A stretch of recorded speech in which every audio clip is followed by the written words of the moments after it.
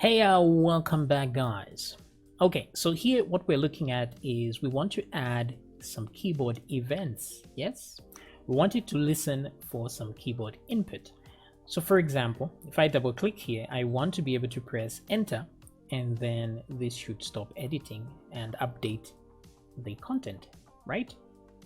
Okay, so how do we go about doing that? Well, to listen for keyboard events, we can add an on something here. So let's add the on key press, shall we? So there are three actually. There's key down, key press, key up. So you may be thinking, what's the difference? Well, key down is when you hold down the key. While you are holding it down, that event is triggered. Key up is when you release the key. So once you release the key, then it's activated. And then there's key press, which only happens when you go down and then release the key. So that's an actual press. Now, sometimes there are times, for example, when you are typing and you want to capture what the user has typed. So in that case, you will use the key up because the character only appears once you've released the key. That's when the character actually appears. So, and then there's key down. While they hold down the key, you may want to run another event to prepare for the release of that key. So in our case, let's try the key press like that. Okay, so we're just going to say key press, and in here, let's run a function. Let's say key. You know, we can name these functions anything silly that we want. We can say key was pressed like that. And then let's just pass in the event of that key press. So the reason I'm not sending this key press directly to update cell is because I want to actually check what key was pressed first before I decide to evoke the update cell. Because there are many keys on this keyboard, and sometimes it's not the right key that may be pressed. We may end up doing something wrong. So here I'll create a function, key was pressed, like that. Okay, easy peasy. Let's just leave E there for easy typing as event. Now I want to check what key was pressed. So how exactly do I do that? Well, I'm going to use my key code. So, but what you can do though is you can just console.log, right? Let's do console.log E. Let's check what the event contains, shall we? So I'm going to refresh the page and go to inspect, and then let's go to the console itself. So while I'm here, I click there and just press a key. Ooh. So it seems my key press event is not working because it's not recognizing whether I am pressing on this item or not. There's nothing being edited here, so it doesn't really work. So what exactly do we do in a situation like this? Well, what we can do is add the key press event to the body itself. So let's try that, shall we? Let's add this to the body. Okay, let me go back here and refresh, and now you can see there's something going on here, which is awesome. So it's showing me the keys that I'm pressing here. So you see the key is S, the character code is 83, the key is F, and so on. So what about when I press enter, right? So there is the key name, and the key code is 13. So I like using the key code instead on these things.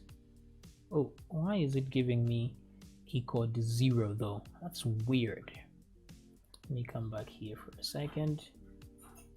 Yeah, character code is 71, key code is 71. Oh, so it's just showing some weird things here, but things are good.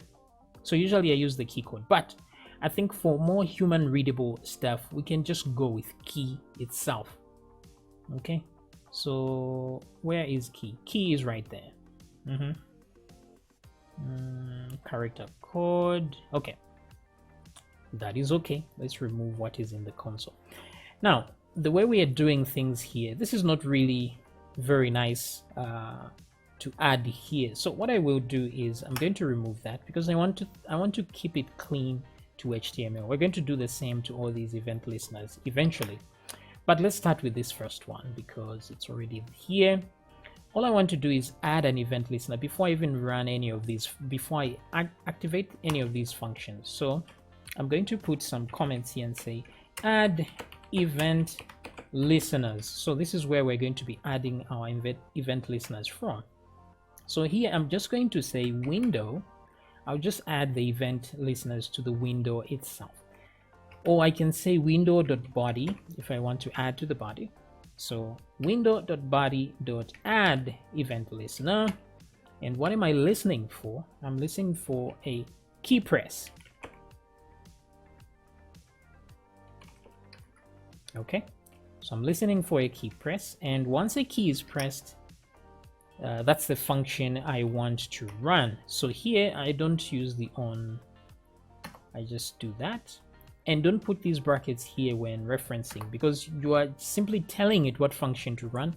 You are not actually trying to run the function. So if you put your brackets there, then it's not going to work. Okay, so like that. So here we've added an event listener just like that. So every time I press a key in this body, it's going to run that. So let's see if that works. That is much cleaner than putting it inside. Oh, window.body is undefined. Well, sorry, my bad. Window.body doesn't exist for real. It's window.document.body. Yeah. Okay. Refresh, and there we go. So if I type in the body now, you see I have a character thingy.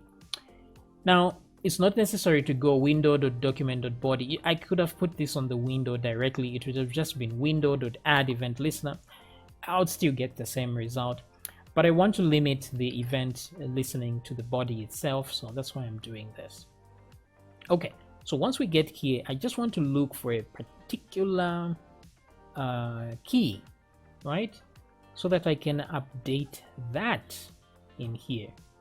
Okay, so in order for me to know what's happening, let me active cell here is there, but I can't nullify active cell. So what I want to do is create another variable and say edit mode, right? So here we'll start with false like this, and then when we're editing, we'll say we are in edit mode. We're going to set that to true. So once we are editing here, I'm just going to activate edit mode and say edit mode is equal to true, like that. Okay, and then once we are done here, I'm going to say edit mode is equal to false, like so. Then here, when the key was pressed, I should check if edit mode is true before I try to update the cell. Otherwise, I'll end up updating the cell every time enter is pressed, even though I'm not editing anything, and that will not be cool. So I want to do an console.log key like that, e.key, so that I see what it will show me. Then I can check for that. So I'll press enter, and it's showing me enter was pressed. So it shows here what key I pressed, like that. Okay, so let's hunker down or look for the enter key itself. So say if e.key be equal to enter, like that. If that is true, then therefore let's update the cell. Copy and then paste. Okay, now we have a little bit of a problem, because remember that oh, wait a minute.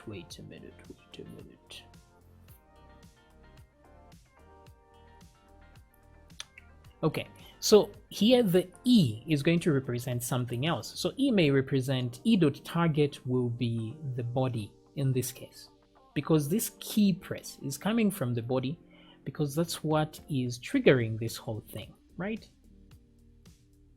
The body. But what we're going to do before we do this, let's just check to see e.target. What does e.target contain, shall we? So let's do a console.log here. Console.log. So before we do some drastic stuff, let me come back here for a second, refresh. Then type something. Okay, nothing happens. Press enter. Okay, so it's body there, right? But now let me double click here and then press enter. Let's see if it's still body. No, it's not body, it's actually the input. So things are actually looking up, right? Very good. Okay. So the first thing we need to know is if enter.key, if e.key is enter, that's all good. But then let's do another check of edit mode. So I'm going to copy that and put it here. Oh, I need to add an if statement here. So I'm going to say if edit mode be equal to true, or I don't even need to say is equal to true here because true is always true. So if I say is equal to true like that, if edit mode is equal to true is exactly the same as just saying if edit mode like that. Same thing, because it will return a 1 or a true. So if that is true, then run this. So like I had said earlier, if your code is just one line like this, you don't need to put the brackets, but maybe for good practice, let's just put those brackets there. Okay, so we're going to get the E there and things should work fine. So refresh, double click, let's edit something and let's press enter, shall we? And there we go. It's working fine. Let's edit and enter. Okie doke. Things are looking good. All right. So I'll see you in the next video where we do some more additional changes, because right now, if I try to edit the employee number, it actually gets edited. And this could be bad because it's going to change the whole record if the record recognition depends on this employee number. So we need to find a way to be able to edit some columns and not others. So I'll see you in the next video.